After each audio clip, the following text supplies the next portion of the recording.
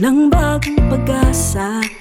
Sa ating bayan may tining na nagkakaisa, pangako ng bukas na hindi na nag-iisa.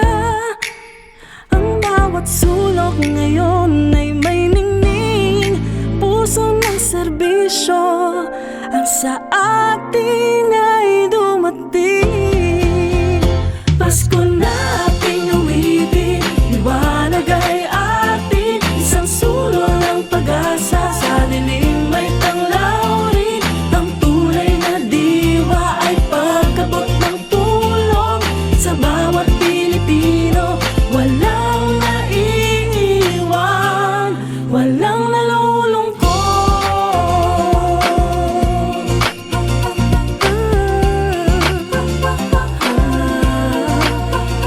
Di na mahirap ang paghingi ng tulong, ang pintuan ay bukas, sa bayan ay alay, sa bawat kabuhayan may binhing itinanim. Basta't magkasama, mag-aaral ang bawat araw, nagkapaglingkod na tapat sa ngalan ng masa. Kahapon pa ang pasasalamat ko po talaga sa Office of the Vice President. Biglaan po talaga ang pagdating po ng tulong po natin. Yung nagpakain po, malaking bagay po yun. Itong mga bagay na to ay magsisilbi pong nakatatak po sa puso at isip po ng mga mamayan po natin. Sana di lang kami matulungan kung sa lahat ng mga tao nangangailangan. Sana di kayo magbabago. Salamat po sa ibinigay niyo sa amin. Tinatanggap po namin ang mga ito ng bukal sa loob.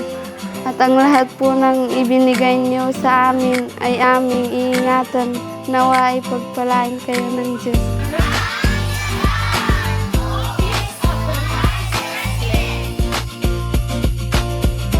Mula sa puso namin hanggang sa inyong tahanan, bisig na malakas ang hatid sa oras ng pagsubok. Ngayong Pasko, pag-ibig ang supling sa bawat hakbang, ang kapwa ay kasali.